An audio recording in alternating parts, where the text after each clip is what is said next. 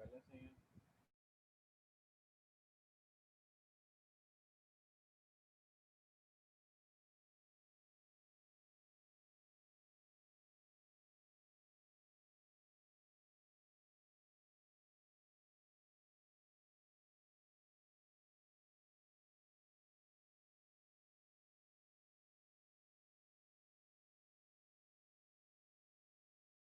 अच्छा यार एहसान, मुझे वो आईडी पासवर्ड चाहिए यार इसका। हेलो, अस्सलाम वालेकुम। बेटा मेरी आवाज़ आ रही है? मेरी आवाज़ आ रही है तो ज़रा बेटा मुझे मैसेज करके बताओ। एहसान फातिमा ने शाबाश। क्लास खत्म कर दी है, चलो सही है। जी आ रही है। एक मिनट यार, देखता हूँ आईडी पासवर्ड। हम्म, ठीक है, ये आप ही का स्टूडेंट है, एंड जब मैं बता रहा था रॉन्ग।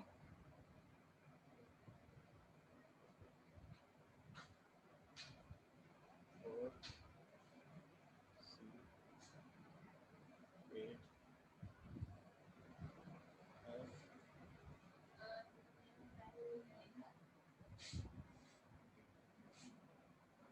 ठीक है, क्लास से करेंगे अपना।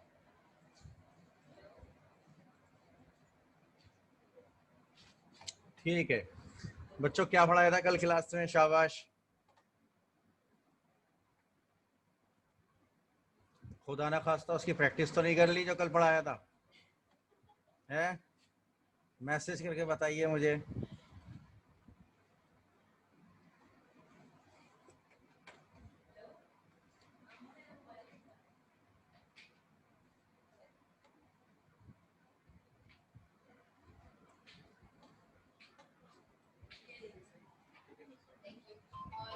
बेटा ये बहुत बुरी बात है। ये नाम आ रहा है, मैं बता रहा हूँ, फिर रिमूव कर दूंगा, फिर नहीं कहना।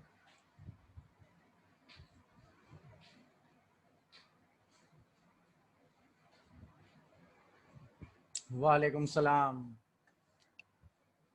कैसे हैं बेटा आप लोग?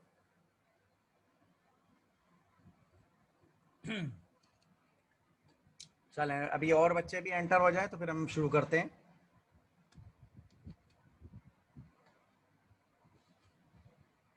जी जी ठीक।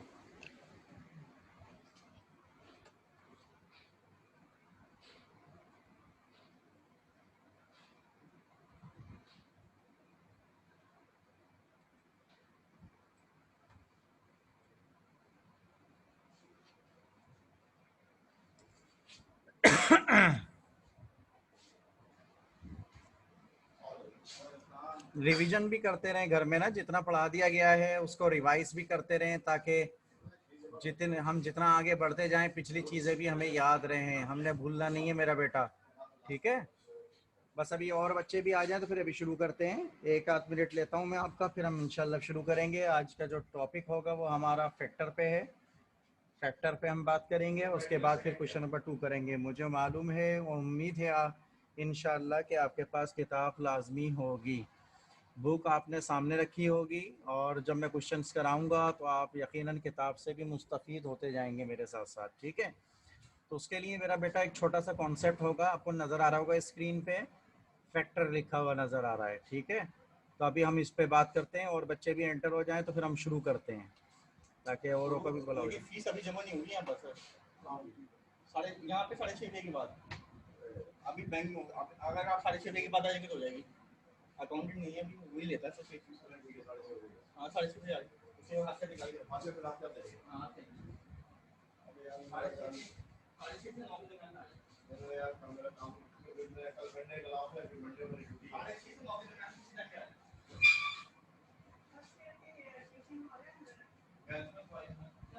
चलें शुरू करते हैं, अभी जितने बच्चे आए हम शुरू करते हैं, फिर होगा तो रिवाइज कर देंगे। ठीक है। देखो बेटा, हमने पिछली क्लास के अंदर क्वेश्चन नंबर 1 के पार्ट्स किए थे, जिसमें रिमाइंडर कैलकुलेट करना सीखा था। एक डायरेक्ट मेथड था हमारे पास, रिमाइंडर थ्योरम, उसके ज़रिए हमने रिमाइंडर कैलकुलेट करना सीखा। देखा जाए ना तो मैं आपको एक बात बिल्कुल सिंपल वर्ड्स में ये कह सकता हूँ कि पूरी 4 पॉइंट, ये जो हम एक्सरसाइज कर रहे हैं 5 है, ये सिर्फ उसी इसी मेथड से होगी जो ये देखें सामने मैंने आपको क्वेश्चन कराए है ना। सिर्फ लफ्ज़ों की हेरा फेरी है, उन लफ्ज़ों को भी समझना है इसलिए मैं आपको कुछ चीज़ें अलग अलग लिख के बता दे रहा हूँ, वरना ज़रूरत नहीं है। पूरी 4.5 सेम मेथड से हो रही है, परेशान होने की ज़रूरत नहीं है। जो मेथड सिखाया उसी मेथड को फॉलो करके सारे सवाल करा रहा हूँ और हो रहे हैं, आप देखिएगा भी इंशाल्लाह। लेकिन कुछ टर्म इस्तेमाल हो रही है, उनका पता होना ज़रूरी है। कोई टर्मिनोलॉजी ऐसी है जो बचपन से लेके आज तक आपने पढ़ी हैं, जानते भी होंगे, लेकिन फिर भी जो मेरा फ़र्ज़ बनता है उन तारीफ़ों को बताना, तो वो बता रहा हूँ। बेटा ये सामने देखो, आपको जो टर्म लिखी हुई नज़र आ रही है वो है फैक्टर। बचपन में हम फैक्टर बनाया करते थे। कोई भी आसान सा नंबर बता दूं मैं, 6 के फैक्टर बनाओ, आप कहेंगे सर 2 मल्टीप्लाई बाय 3। मैं कहूँ भाई 9 का फैक्टर बनाओ, कहेंगे 3 मल्टीप्लाई बाय 9, ओ 3 मल्टीप्लाई बाय 3, सॉरी।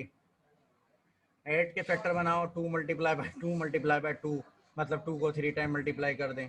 तो इससे ये बात सामने आ रही है, किसी भी नंबर को छोटे छोटे नंबरों में प्रोडक्ट फॉर्म में तोड़ देना। The product form of two or more than two numbers is called factor.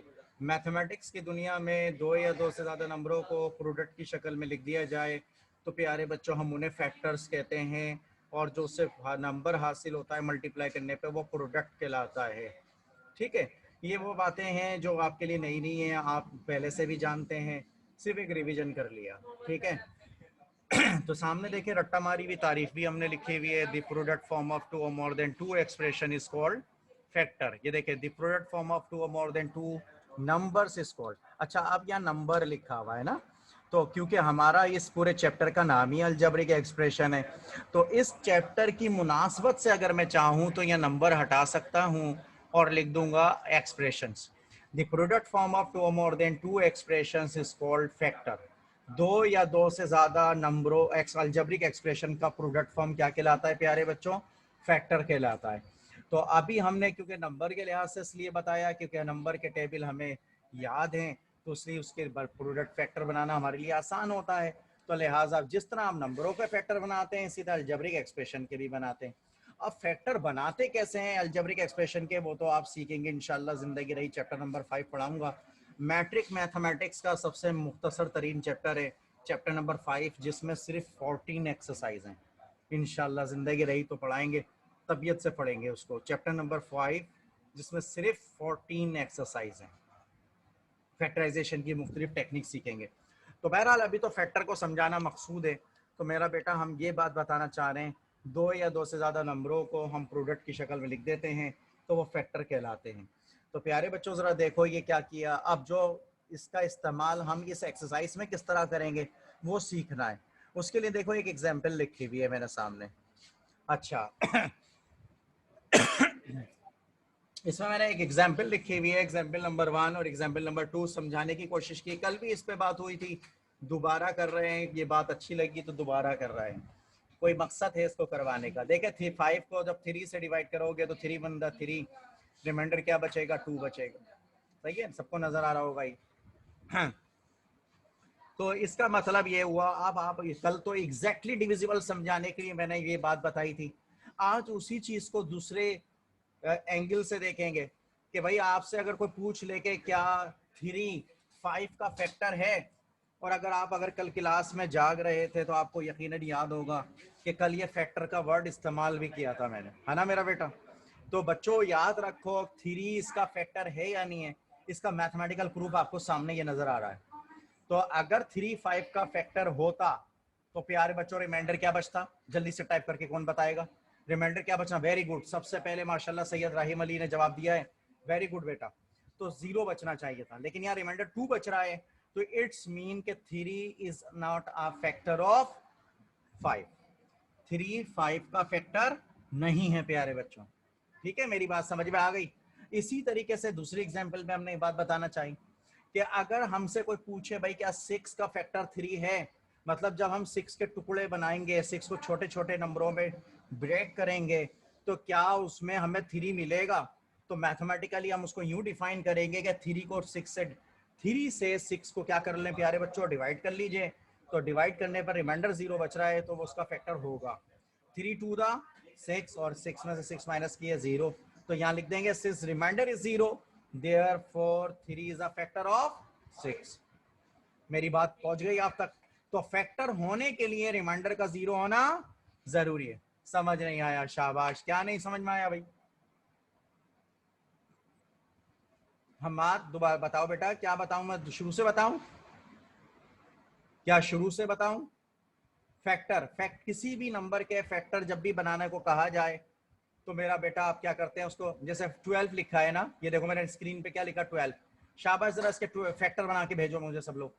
12 के फैक्टर क्या बनेंगे, इसको छोटे छोटे नंबरों में ब्रेक कर दीजिए। 2 मल्टीप्लाई बाय,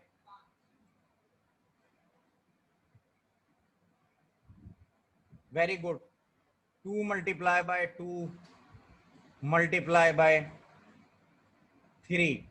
ये जो इंडिविजुअल एलिमेंट लिखे हुए नजर आ रहे हैं 2 3, ये क्या कहलाएंगे, 12 के फैक्टर कहलाएंगे। बिल्कुल सही है, एस सेंस में भी कह सकते हैं डिवाइजर होते हैं बेसिकली। वेरी गुड भाई अफनान, बहुत अच्छी बात कर गए तुम, शाबाश।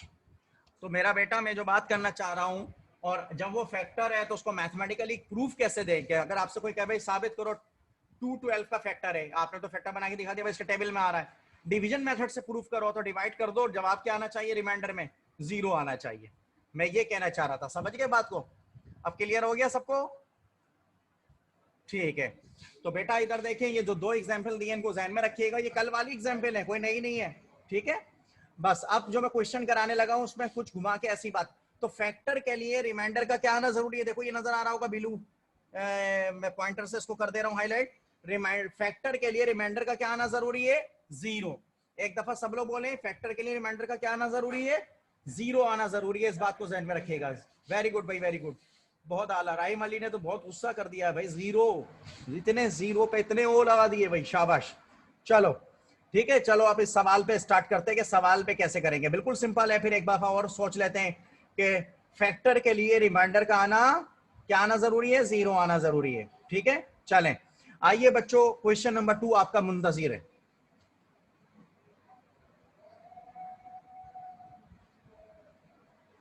देखो मेरा बेटा यहां लिखा हुआ है आपसे, क्वेश्चन नंबर 2 के अंदर ये कह रहा है, मुझे उम्मीद है आप सबके सामने बुक होगी, फिर भी क्वेश्चन यहाँ लिखा हुआ है, डिसाइड वेदर और not of the following statement is true और नॉट।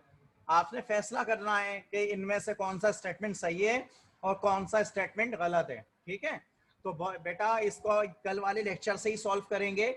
यहाँ बॉन्ड तो नहीं किया हुआ, कोई बच्चा चाहे तो डिवीजन मेथड से भी कर ले, लेकिन डिवीजन मेथड जरा थोड़ा सा अजियतनाक है, तो लिहाजा रिमाइंडर थ्योरम आसान है मेरे ख्याल में। तो रिमाइंडर थ्योरम से अगर आप सॉल्व करेंगे तो इसमें आपकी जिंदगी क्या हो जाएगी, आसान हो जाएगी, और वो शॉर्ट भी है। कल माशाल्लाह काफी बच्चों ने मुझे जल्दी जल्दी कर करके जवाब भी बताएं, तो इसलिए मैं आपको यही मशवरा दूंगा कि जब भी आपको पूछा जाए कि भाई ये इसका फैक्टर है या नहीं, आप रिमाइंडर थ्योरम से कर लिया करें। बच्चों किससे कर लेंगे आप, रिमाइंडर थ्योरम से कर लेंगे। तो आप कैसे सॉल्व करेंगे इसको जरा देखिएगा। आपसे कह रहा है डिसाइड वेदर और not of the following statement true और फॉल्स। तो मेरा बेटा कैसे सॉल्व करेंगे प्यारे बच्चों, पार्ट 1 में कह रहा है x - 3 is a factor of this expression. x - 3 इस अलजेब्रिक एक्सप्रेशन का फैक्टर है या नहीं है, ये हम कैसे बताएंगे। आप इसको रिमाइंडर निकाल लें, रिमाइंडर थ्योरम से रिमाइंडर निकाल लें। अगर रिमाइंडर 0 आ गया, अगर रिमाइंडर 0 आ गया तो x - 3 इसका फैक्टर है, और अगर रिमाइंडर 0 नहीं आया तो समझ लीजिए आपके साथ बेहानक मजाक हुआ है। क्लियर है? तो बच्चों अब इधर देखिएगा, कल वाले बिल्कुल कल वाले सवाल के मेथड से सॉल्व करें। जिन बच्चों ने कल का लेक्चर लिया है वो इसको बासानी सॉल्व कर सकते हैं। देखिए बिल्कुल वही सॉल्यूशन के तहत मैं इसका रिमाइंडर निकाल रहा हूं। रिमाइंडर 0 आएगा तो इस बात का मुंह बोलता सबूत होगा x - 3 इसका फैक्टर है। रिमाइंडर 0 नहीं आया तो ये इसका फैक्टर नहीं है। ठीक है, चलें, मैं फिर भी इसलिए करा रहा हूं हम्माद कि ताकि और बच्चों का भी भला हो जाए बेटा। शाबाश, ठीक है, आप लोगों ने कर लिया, जिन्होंने कर लिया है बहुत अच्छी बात है, लेकिन जो जिनके समझ में नहीं आया मैं उनके लिए करवा रहा हूं ताकि हर बच्चे को ये चीज क्लियर हो जाए। ठीक है बेटा, चलो बच्चों इधर देखें, आपने सबसे पहले ये पॉलिनोमियल लिख दी है, ये पॉलिनोमियल सामने आ रही है, वही जो आपको फैक्टर प्रूफ करना है या जिसको चेक करना है कि ये इसका फैक्टर है या नहीं है। x - 3 को उसके बराबर क्या करेंगे, 0 के बराबर ले लेंगे, और यहां से x की वैल्यू निकाल लें। माइनस का 3 है प्यारे बच्चों, जब राइट हैंड साइड पे भेजोगे तो मेरा बेटा ये क्या, वेरी गुड असरा मुख्तार, वेरी गुड, आपने कर लिया है। इस हम्माद ने भी माशाल्लाह इसको किया, आयशा खान भी कह रही है ये समझ में आया हुआ है। लेकिन मैं उन बच्चों को भी कवर कर रहा हूं जिन बच्चों ने शायद कल की क्लास ना ली हो, या जिन बच्चों को कल का लेक्चर नहीं समझ में आया हो, यानी कल ऑफलाइन होने के बाद उन्होंने बड़बड़ाना शुरू कर दिया हो, तो उनके लिए मैं कवर करा रहा हूँ। ठीक है मेरा बेटा, जिन्होंने कर लिया वेल एंड गुड। ठीक है, माइनस का 3 उधर भेजा, प्लस का 3। अब बेटा ये putting x = 3 in given expression, ये जो x इज इक्वल टू 3 निकाला है, इसको सवाल में जहां जहां x आ रहा है यहां हम वैल्यू रख देंगे, इस x की जगह वैल्यू रख देंगे। क्या रख देंगे बच्चों? 3। तो मेरा बेटा जहां जहां x आ रहा है, देखो मैंने ये वैल्यू रख दी है। उसके बाद सिंप्लीफाई करेंगे। 3 का क्यूब कितना होता है? 27 होता है। ठीक है, 3 का स्क्वायर कितना होता है? 9 होता है। और 5 3 का कितने होते हैं? 15 होते हैं। -15 +15 तो पहले ही कुर्बान कर दीजिए। 27 2 दा 54 होते हैं। 6 9 दा 54 होते हैं। बचपन में पढ़ी हुई बातें हैं ये। 54 - 54 बचपन में पढ़ा था, 0 आया करता था। बच्चों रिमाइंडर 0 आ गया है। ये जो वैल्यू रखने पर आपने x की वैल्यू निकाल के जब आप पॉलिनोमियल में रखते हैं, कल से हम सीख रहे हैं ये जो नंबर आता है ये रिमाइंडर कहलाता है। अगर रिमाइंडर 0 आ गया तो इसका मतलब है x - 3 इसका फैक्टर है, तो आप कहेंगे स्टेटमेंट ट्रू है। ये देखिए ये ट्रू कहेंगे। और अगर फर्स्ट रो यहाँ 0 के अलावा कोई नंबर आ जाता, प्लस में, माइनस में, फ्रैक्शन में नॉन जीरो कोई नंबर आ जाता, तो इसका मतलब है हमारे साथ बेहानक मजाक हुआ है और हम कहते हैं ये फॉल्स स्टेटमेंट है। तो मेरा बेटा, मुझे उम्मीद है ये समझ में आ गया हो। कोई बच्चा ऐसा जिसको नहीं समझ में आया तो वो मैसेज कर दें। जिनके समझ में आ गया है वो भी बता दें कि हाँ भाई क्लियर है आप लोग को, इसमें कोई परेशानी तो नहीं मेरा बेटा। ये क्वेश्चन नंबर 1 का वेरी गुड। राहिम अली ने इसका दूसरा पार्ट भी कर लिया है। जबरदस्त भाई, बहुत आला, बहुत आला, वेरी गुड भाई, दिमाग में बैठ गया, ये बहुत अच्छी बात है। अच्छी बात है भाई, कमाल कर दिया भाई आप। ठीक है, तो बच्चों अब आइए इसका सेकंड पार्ट भी देख लें। सेकंड पार्ट कितने बच्चों ने किया है? जरा मैसेज करके भेजें जरा, सेकंड पार्ट में रिमाइंडर क्या आ रहा है? सिर्फ राहिम ने जवाब दिया है, बाकी पब्लिक ने नहीं किया। करें सब लोग और मुझे बताएं सेकंड पार्ट, ये इसी मेथड को देखकर मुझे बताइए रिमाइंडर क्या आ रहा है। और ये इस आंसर पे ना जाइए, हो सकता है 0 ना आया हो, फिर भी चेक कर लें। ठीक है, 2 बच्चों ने इसको कर लिया है, और बच्चे भी करके बता दें सेकंड पार्ट का जवाब क्या आ रहा है।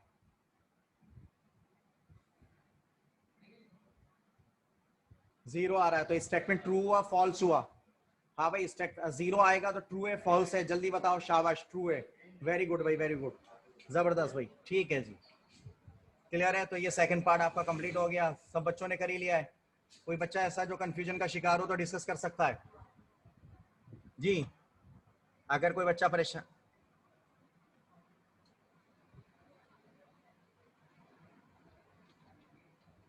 ठीक है भाई, सेकंड पार्ट सबने कर ही लिया है।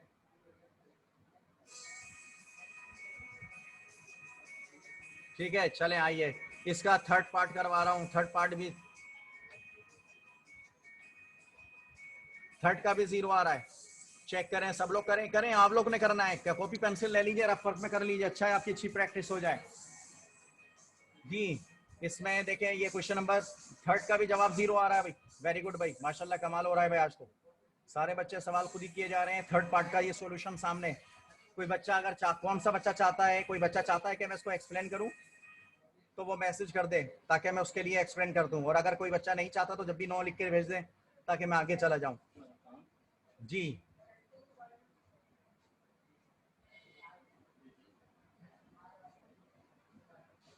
ठीक है, सही है, सही है, सबने कर लिया थर्ड पार्ट, माशाल्लाह, कोई नहीं चाहता। ठीक है, ओके ओके। 4 पार्ट का बताओ, फॉल्स है ट्रू है?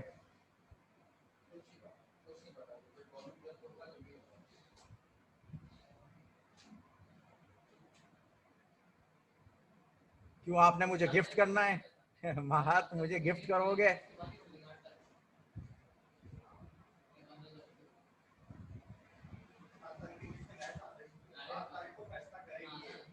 क्यों भाई, कर दो गिफ्ट यार।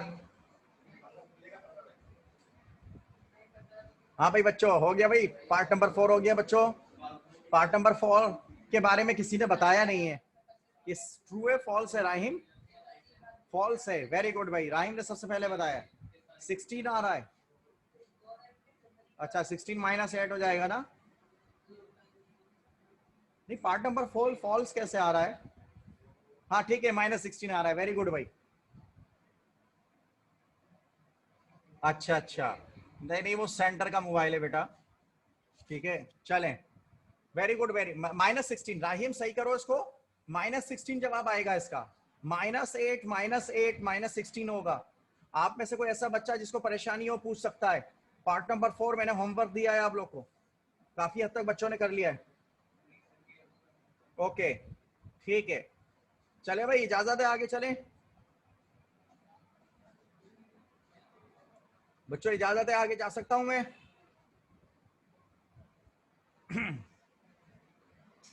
ठीक है, चलें बच्चों एक और क्वेश्चन देखें। क्वेश्चन नंबर 3 करने के लिए एक छोटा सा कॉन्सेप्ट और है। सामने आपको डेफिनेशन हेडिंग नजर आ रही होगी, रूट ऑफ द इक्वेशन। बेटा ये टर्म भी क्लियर करना जरूरी है, रूट से क्या मुराद है। अगर ये खाली रूट लिखा होता है तो फिर यहाँ कंफ्यूजन हो सकती है। हमने स्क्वायर रूट भी पढ़ा हुआ है, क्यूब रूट भी पढ़ा हुआ है चैप्टर 2 के अंदर, तो लेकिन मैंने यहाँ वाजे इसको हेडिंग में लिखा है रूट ऑफ द इक्वेशन। ठीक है, तो बेटा रूट ऑफ द इक्वेशन से मुराद ये सिंपल ये होती है कि हम कितने सवालात करते हैं, कभी हम एक्स की वैल्यू निकालते हैं, कभी प्यारे बच्चों हम वाई की वैल्यू निकालते हैं। तो मेरा बेटा एक बात याद रखिएगा, जो हम अननोन कैलकुलेट करते हैं, मतलब वेरिएबल की वैल्यू निकालते हैं, चाहे वो एक्स की वैल्यू निकालें, ए की निकालें, बी की निकालें, वाई की, जेड की वैल्यू निकालें, अमूमन मैथमेटिक्स की दुनिया में जो वेरिएबल लिए जाते हैं वो एक्स, वाई और जेड की शक्ल में लिए जाते हैं। तो जब हम किसी इक्वेशन को सॉल्व करके, मैं जो बात बता रहा हूँ और ये तारीफ लिखी भी है, आपको रिकॉर्डेड फॉर्म में मिल भी जाएगी, इन तारीफों को जहन में रखना मल्टीपल चॉइस क्वेश्चन के लिए भी इंपॉर्टेंट है।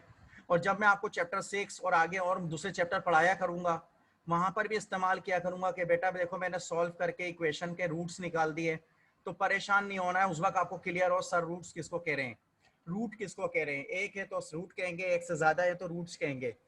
रूट ऑफ द इक्वेशन से मुराद होती है value of equation, value of variable, sorry value of equation नहीं, वैल्यू ऑफ वेरिएबल, उस वेरिएबल की वैल्यू निकालना जो क्वेश्चन में गिवन हो, चाहे वो एक्स हो, चाहे वो वाई हो, चाहे वो मेरा बेटा जेड हो। ठीक है, तो देखो यार रट्टा मारी में तारीफ लिखी हुई है, द वैल्यू ऑफ अननोन। प्यारे बच्चों the value of unknown, unknown mean variable, हर वो चीज जो हमारे लिए अननोन है वो वेरिएबल है, हमें जिसकी कीमत नहीं पता वो वेरिएबल है। ठीक है, the value of unknown which satisfy the given equation is called the root of the given equation, root of the given equation या root of that equation। यानी आपसे कह रहा है कि वो वेरिएबल की वैल्यू जो इक्वेशन को सेटिस्फाई कर जाए। देखो बेटा इस तारीफ में एक टर्म इस्तेमाल हुई है सेटिस्फाई, मैं अभी इसको क्लियर करूंगा, जब सवाल कराऊंगा तो फिर बताऊंगा सेटिस्फाई का मतलब मैथमेटिक्स की दुनिया में क्या है। तो आप परेशान नहीं होइएगा, बस सिंपल अभी जहन में ये रख लें, किसी भी इक्वेशन को सॉल्व करके जो हम वेरिएबल की वैल्यू निकालते हैं उसे रूट कहते हैं, और उस वैल्यू की क्वालिटी ये होना चाहिए वो ओरिजिनल इक्वेशन को सेटिस्फाई मतलब ओबे करे। ओबे का मतलब क्या है, जब उस वैल्यू को इक्वेशन में रखें, अभी मैं जुबानी बोल रहा हूँ, सामने सॉल्यूशन में बता दिखाऊंगा तो आपको बात आसानी क्लियर हो जाएगा।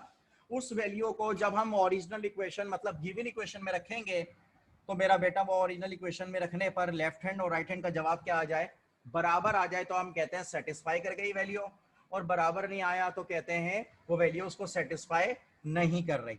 अभी हो सकता है कि आपको मुश्किल लगा हो ये जुमले जो मैंने बोले। अब बिल्कुल वेरी गुड, राहिम अली ने एक अच्छा वर्ड मार्केट में लेके आए, हैंड्स प्रूफ का मतलब भी कह सकते हैं कि वो प्रूफ हो जाएगा। कैसे प्रूफ हो जाएगा, अभी मैं आपको सवाल कराऊंगा तो क्लियर हो जाएगा। तो अभी ये ध्यान में रखें, अगर आपसे पूछे रूट ऑफ द इक्वेशन क्या होता है तो आप कहेंगे वैल्यू ऑफ अननोन होती है, वेरिएबल की वैल्यू होती है, उस वेरिएबल की वैल्यू जो गिवन क्वेश्चन में हो उसकी वैल्यू कैलकुलेट कर ली जाए, और फिर वो वैल्यू उस ओरिजिनल इक्वेशन को सेटिस्फाई कर रही है। ठीक है, तो उसे रूट कहते हैं, वैल्यू ऑफ अननोन को रूट कहते हैं। आइए इस क्वेश्चन को करेंगे तो अब आसानी आपको क्लियर भी हो जाएगा कि सर कहना क्या चाह रहे हैं। ठीक है,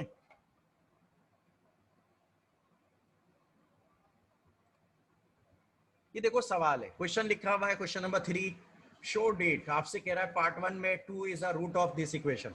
अच्छा, अब अगर आप गौर से देखें, इसको देखें, क्वेश्चन को जरा गौर से देख लें सब लोग, मैं कुछ और भी दिखाना चाह रहा हूं, यहां तक देख लिया सब लोगों ने।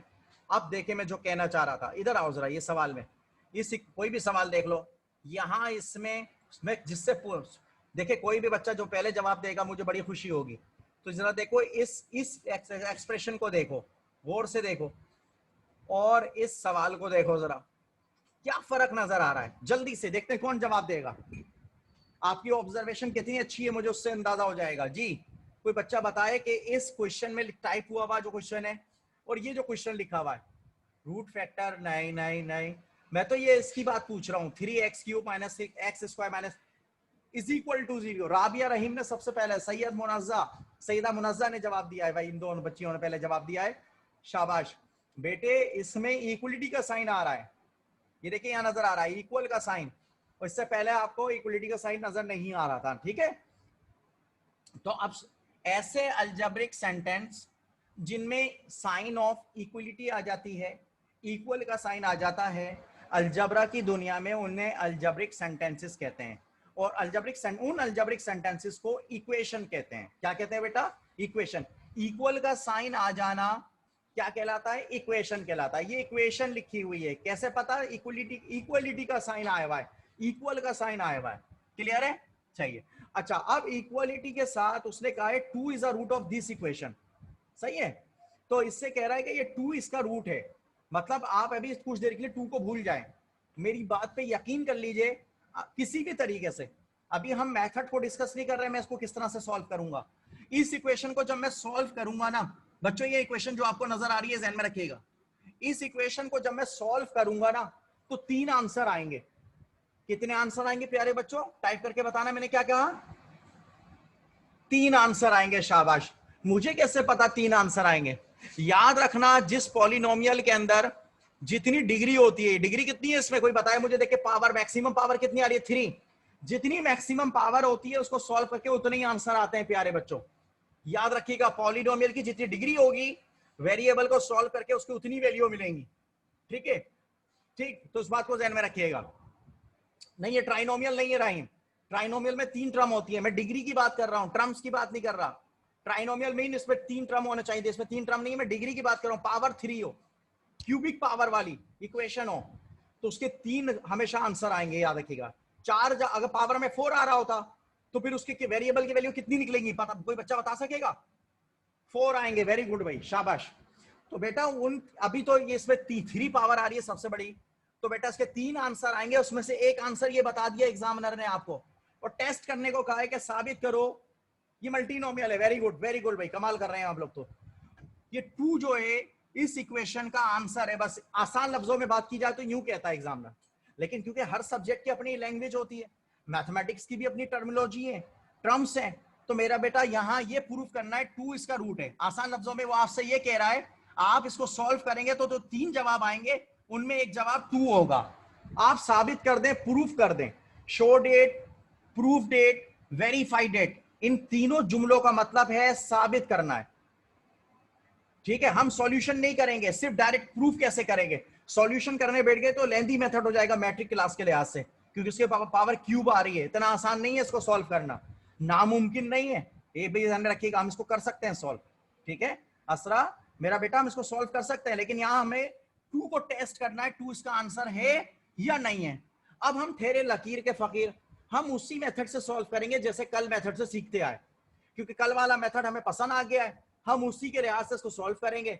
अगर जवाब अब क्या हो तो क्या कैसे प्रूफ होगा वो जरा देखते हैं। करेंगे क्या? सिंपल कल वाले सवाल की तरह करना है। अभी मैंने एक डेफिनेशन में टर्म इस्तेमाल की थी, सेटिस्फाई करना वैल्यू का। बेटा बहुत आसान सी बात है, इस वैल्यू को एक्स की वैल्यू लेट कर लो। लेट का मतलब होता है फर्ज कर लो। सबसे पहले दी गई इक्वेशन को मैंने प्यारा सा नाम दिया, 1 का नाम दिया। ये देखिए 1 लिखा हुआ, इसको 1 कह दिया। नाम मुफ्ते के, हम इसको 1 2 3 कुछ भी कह दे, इससे फर्क नहीं पड़ता। लेट कर लिया, ये जो वैल्यू है एक्स की है, फर्ज कर रहे हैं, गलत भी हो सकता है ये इसकी वैल्यू ना हो। अब गलत कैसे होगा, सही कैसे होगा, अब वही चीज मैं आपको करा रहा हूं मेरा बेटा, आपने तवज्जो देनी है। हमने x is equal to 2 suppose कर लिया। अब इस x इज इक्वल टू 2 को इस इक्वेशन में रख दो। सवाल में जहां जहां x आ रहा रख दो, कल भी तो ऐसे ही करते आए। अगर ये वैल्यू रखने पर लेफ्ट हैंड और राइट हैंड पे क्या लिखा हुआ है, कोई टाइप करके भेजे जल्दी से। राइट हैंड साइड पे खूबसूरत सा क्या लिखा हुआ भाई? 0 लिखा हुआ। Very good. तो अगर ये x इज इक्वल टू 2 इस पे रखने पर लेफ्ट हैंड और राइट हैंड साइड का जवाब बराबर आ गया, तो कहा जाएगा ये वैल्यू इक्वेशन को सेटिस्फाई कर गई। अब सेटिस्फाई का मतलब समझ गए मेरा बेटा सब लोग? और अगर ये वैल्यू बराबर नहीं आई, फर्स्ट करो x इज इक्वल टू 2 रखने पर जवाब 2 आ गया, 3 आ गया, 1 आ गया, जो कि 0 के बराबर नहीं है, तो कहेंगे वैल्यू ने दी गई इक्वेशन को सेटिस्फाई नहीं किया, और फिर इसका रूट नहीं होगा। रूट होने के लिए भी इस वैल्यू का लेफ्ट हैंड और राइट हैंड साइड का जवाब बराबर आना जरूरी है। तो बस मेरा बेटा अब मैं क्या करने लगा हूं, जहां जहां सवाल में इक्वेशन के अंदर x आ रहा है वहां हम x की वैल्यू 2 रख देंगे। अब प्यारे बच्चों कैसे रखेंगे जरा देखिए, हमने क्या लिखा अपनी माजूर इंग्लिश में, putting x is equal to 2 इन इक्वेशन नंबर 1। प्यारे बच्चों हमने कहा भाई x इज इक्वल टू 2 रखने जा रहे हैं इक्वेशन नंबर 1 में, जहां जहां x इक्वेशन नंबर 1 इंप्लाइज, ये इंप्लाइज का एरो कहलाता है। x इज इक्वल टू 2 की जगह x की जगह 2 रख दिया, 2 का क्यूब -4 इंटू एक्स था, का स्क्वायर था, x की जगह 2 रखा प्लस 5, फिर x की जगह 2 रखा -2, राइट हैंड साइड पे खूबसूरत सा 0 चल रहा है जैसा क्वेश्चन में था। अब प्यारे बच्चों इसको सॉल्व करेंगे। मैं फिर एक ऐलान कर दूं, हमेशा की तरह जूम की तरफ से मैसेज आया है, 10 मिनट के बाद ये मीटिंग खत्म हो जाएगी, आपने उसी लिंक से दोबारा कनेक्ट होना होगा। चलो बच्चों इधर देखो जरा, अब इसको 2 का क्यूब करें तो 8 आता है, 2 को 3 टाइम मल्टीप्लाई करें 2 टू द 4 4 टू द 8 हो जाएगा। 2 का स्क्वायर करते हैं तो प्यारे बच्चों 4 आता है, 4 4 द 16 बचपन में पढ़े थे आपने। 2 5 द 10 होते हैं मेरा बेटा, ये भी आपने बचपन में पढ़े, माइनस का 2 ऐसे ही आ गया।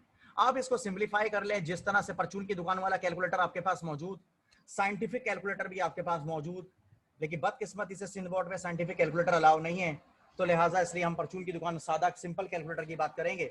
तो आप उससे भी कर सकते हैं, बहरहाल छोटे नंबर्स आ रहे हैं तो मेरा बेटा ही तो ओरल कैलकुलेशन भी हो सकती है, वर्बली भी की जा सकती है।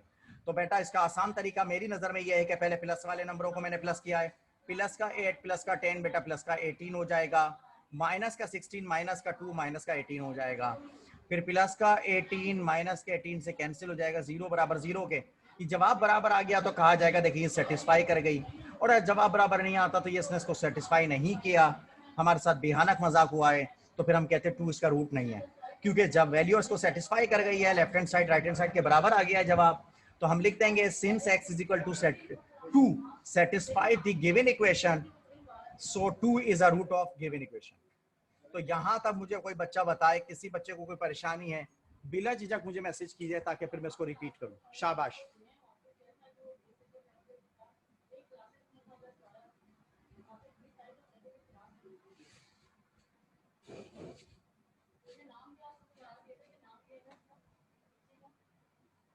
हम अपने पास से 2 लेट नहीं करेंगे, 2 जो दिया हुआ है नंबर उसी को लेट करेंगे। अगर सवाल में 3 गिवन है तो 3 लेट करेंगे, ठीक है। x इज इक्वल टू, अगर ये वैल्यू बराबर नहीं आएगी तो सेटिस्फाई नहीं कर रही है, वो इसका रूट नहीं है।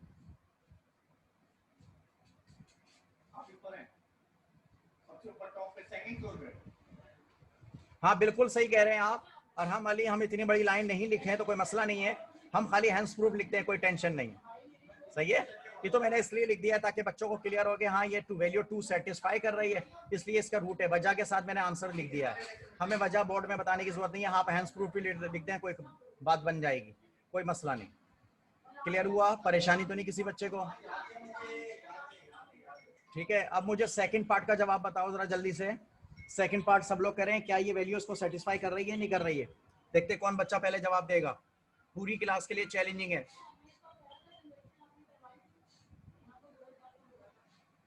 सेटिस्फाई मीन का मतलब होता है इक्वेशन पे ट्रू, ये इसका आंसर है, यानी ये ट्रू है या फॉल्स है। अगर इसको इसकी वायलेशन तो नहीं कर रही, वैल्यू रखने पर लेफ्ट हैंड और राइट हैंड का जवाब आ रहा है, वेरीफाई हो रही है। सेटिस्फाई का मतलब यहाँ पर हम वेरीफाई के लिए भी ले सकते हैं। 3 आंसर नहीं आएंगे अगर मैं इस इक्वेशन को सॉल्व करूं, मतलब मैंने ये कहा था, मैं बता रहा हूं दोबारा, इस बात को क्लियर कर लें, मैंने ये कहा था अगर मैं इस इक्वेशन को सॉल्व करके x की वैल्यू निकालूं तो 3 निकलेंगी। अभी हमने x की वैल्यू थोड़ी निकाली है, हमने तो ये टेस्ट किया ये 2 जो वैल्यू दी है ये सही है या गलत है, हमने ये टेस्ट किया, हमने इसको सॉल्व नहीं किया। अगर मैं इसको सॉल्व करूंगा, कोई भी मेथड लगा लूं, तो जब मैं सॉल्व करूंगा तो x के 3 आंसर आएंगे, उन 3 आंसर में एक आंसर 2 लाजमी होगा, ये हमने चेक किया। समझ गए मेरा बेटा?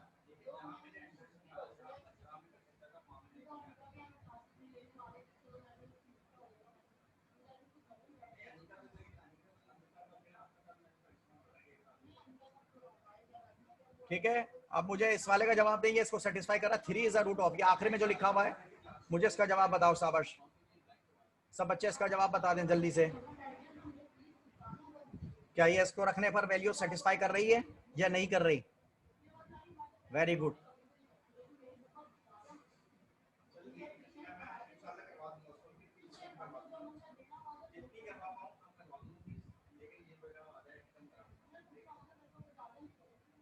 शाबाश, काफी बच्चों ने मुझे मैसेज करके भेजा है, वेरी गुड। राहिम अली ने तो माशाल्लाह उसका आंसर भी भेजा, 54 माइनस 54 आ रहा है, yes sir satisfy, very good बच्चों। शाबाश।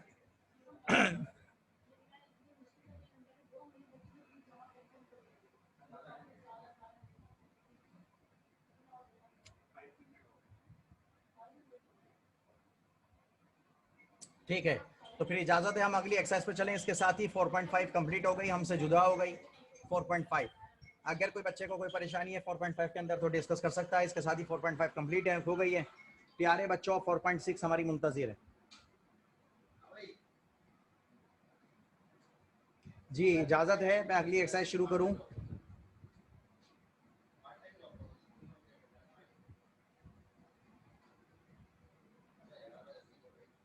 ठीक है बच्चे बेटा, चलो बच्चों एक्सरसाइज नंबर 4.6 शुरू करने जा रहे हैं। नई एक्सरसाइज है चैप्टर नंबर 4 के अंदर माशाल्लाह 10 है, सिर्फ 10 एक्सरसाइज हैं, जिनमें से समझ लेंगे आधा चैप्टर कंप्लीट हो गया है। 4.5 तक मैंने आपको पढ़ा दिया है। आज हम 4.6 शुरू करने जा रहे हैं बच्चों। 4.6 के अंदर आपके पास जो फार्मूले इस्तेमाल होंगे वो ये हैं, आपको नजर आ रहे होंगे। ये 3 फार्मूला अगर आपको याद हैं तो पूरी 4.6 इंशाल्लाह हम इससे कंप्लीट कर लेंगे। अब मैं ऐसा किया करूंगा, जो एक्सरसाइज में जो जो टोटल फार्मूले लग रहे होंगे वो एक साथ यहाँ पर आपको टाइप करके प्रोवाइड करता जाऊंगा। आप चाहें तो इनको अपने पास अलग अलग एक लिस्ट बना लें, बाकायदा सारे फार्मूले कॉपी पेस्ट करके एक लिस्ट बन सकता है पूरी आपके पास, ठीक है। तो बहरहाल चैप्टर नंबर 4 की 4.6 हम शुरू करने जा रहे हैं। इस 4.6 में ये 3 फार्मूले लगेंगे। ये फार्मूले आपके लिए नए नहीं है, छोटी क्लासेस में इसको पढ़ के आ रहे हैं आप। a plus B into A minus B is equal to a plus B into A minus B is equal to A square minus B square एक फार्मूला है, ठीक है। Difference of the product of the square formula कहलाता है difference of the product, यानी a plus B into A minus B is equal to A square minus B square.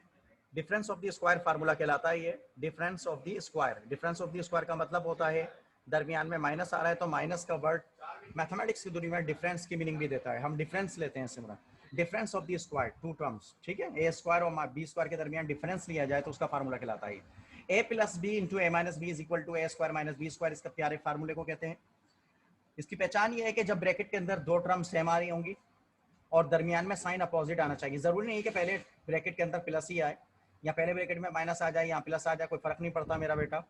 तो आप कानून कहता है कि बजाय इसके कि ब्रैकेट को ओपन करके इनको मल्टीप्लाई करें, स्टेप बढ़ेंगे। फार्मूला लगाने से हमारे स्टेप बच जाते हैं, याद रखिएगा बेटा। फार्मूला लगाने से हमारे स्टेप बच जाते हैं, तो लिहाजा फार्मूला कहता है ब्रैकेट ओपन करके मल्टीप्लाई करोगे तो जवाब यही आएगा। तो लिहाजा फार्मूले से डायरेक्ट ऐसे कर लो, कैसे है कि पहली टर्म का क्या कर दो स्क्वायर, फिर बीच में माइनस लगाओ फार्मूले का, और फिर सेकंड टर्म का भी स्क्वायर कर दो। फर्स्ट करो यहाँ एक्स और वाई होता तो बच्चों यहाँ क्या आ जाएगा, x square minus y square आ जाएगा। तो दोनों ब्रैकेट में टर्म का सेम होना जरूरी है। यहाँ एक्स है तो इधर भी एक्स होगा, सेकंड टर्म यहाँ वाई है तो इधर भी वाई होना चाहिए, और दरमियान में टर्म के साइन अपोजिट होने चाहिए। तो ये फार्मूले के तहत हम इसको क्या कर लेते हैं प्यारे बच्चों, हम क्लोज करेंगे, ठीक है। बड़ी शक्ल से छोटी शक्ल में जाते हैं तो क्लोज करते हैं, छोटी शक्ल से बड़ी शक्ल में जाते हैं तो हम कहते हैं हमने एक्सपेंड किया या ओपन किया, ठीक है। दूसरा फार्मूला, ये तीनों फार्मूला आपके लिए नए नहीं है। ए प्लस बी का होल स्क्वायर बड़ा मशहूर है, ज़माना फार्मूला है, बचपन में बहुत पढ़ा आपने, और आप भी मैट्रिक मैथ्स में भी पढ़ेंगे, आगे जाके भी इंशाल्लाह इसको पढ़ते रहेंगे। ए प्लस बी का होल स्क्वायर जब भी 2 टर्म प्लस होती हैं या माइनस होती हैं तो बेटा अलग अलग स्क्वायर अप्लाई नहीं करते, उनको फार्मूले के थ्रू खोला जाता है, ओपन किया जाता है। पहली टर्म का स्क्वायर ए प्लस बी का whole square is equal to, पहली टर्म का स्क्वायर करते हैं ए स्क्वायर प्लस 2ab, ये मिडिल टर्म कहलाती है, ये फर्स्ट टर्म कहलाती है, ये सेकंड टर्म या लास्ट टर्म भी कह सकते हैं इसको। A square plus 2ab plus b square, बच्चों ये ए प्लस बी का होल स्क्वायर का फार्मूला है। ए माइनस बी का होल स्क्वायर का फार्मूला भी यही है तकरीबन, बस यहाँ बीच में माइनस आ रहा है तो यहाँ दरमियान में भी माइनस आएगा। ए माइनस बी का होल स्क्वायर फर्स्ट टर्म और लास्ट टर्म, फर्स्ट टर्म और लास्ट टर्म दोनों फार्मूलों पर गौर से देखें पॉजिटिव ही हैं, सिर्फ मिडिल टर्म का साइन चेंज हो जाता है। यहाँ प्लस आएगा तो इधर फार्मूले में भी राइट हैंड साइड पे प्लस आएगा दरमियान में, इधर माइनस आया तो मेरा बेटा इधर भी माइनस आएगा। क्लियर है। ये तो अभी फिलहाल फार्मूलों का थोड़ा सा खाका पेश किया है आपके सामने। अब इन फार्मूलों के तहत हम सिंप्लीफिकेशन कैसे करते हैं, मल्टीप्लिकेशन डायरेक्ट कैसे कैलकुलेट करेंगे फार्मूलों के थ्रू, तो मेरा बच्चा अब हम वो करने जा रहे हैं।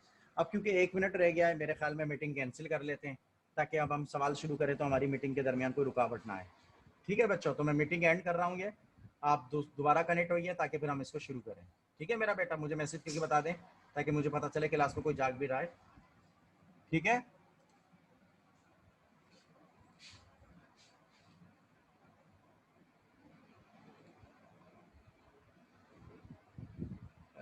फैजान एंड मीटिंग कर दूँ ना।